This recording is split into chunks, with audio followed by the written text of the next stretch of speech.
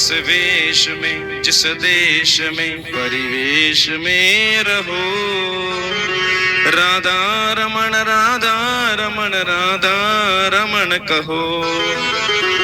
चाहे कोई सी भी जगह हो, कोई सा भी वेश हो, कोई सा भी देश हो, कोई सा भी परिवेश हो, लेकिन वहां भी बैठे बैठे राधा रमण, राधा रमण, राधा रमण कहो।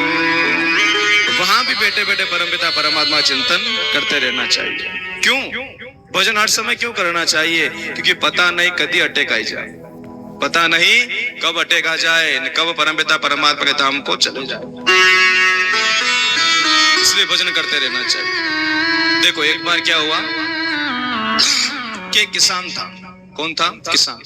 अब किसान को इतना समय नहीं मिलता है।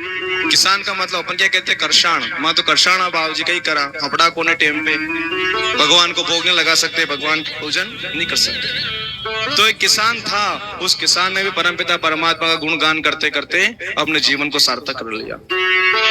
कैसे?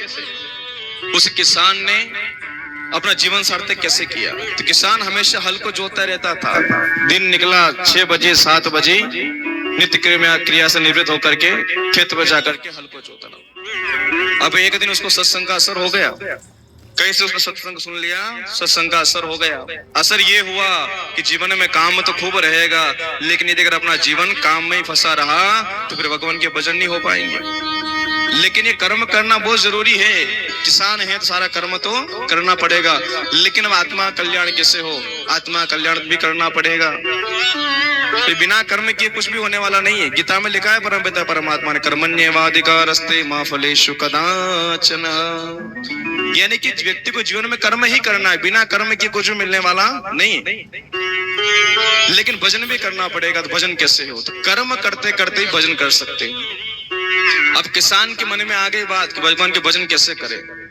अब रोज उठ करके हल को जोतता है, दोनों बैल से हल को जोतता है। तो उसने एक बैल का तो नाम रख दिया राम और एक बैल का नाम रख दिया श्याम।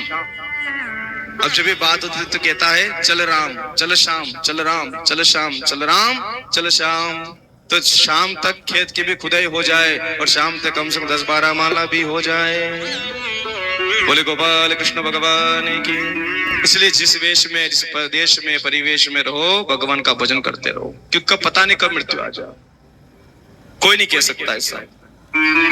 और बहुत सारे ऐसे व्यक्ति हैं जिन्होंने भगवान का भजन करते करते, भगवानी कथा सुनते सुनते भी अपने प्राणों को त्यागा है। कहो तो मैं आपको एक उदाहरण बता दूं।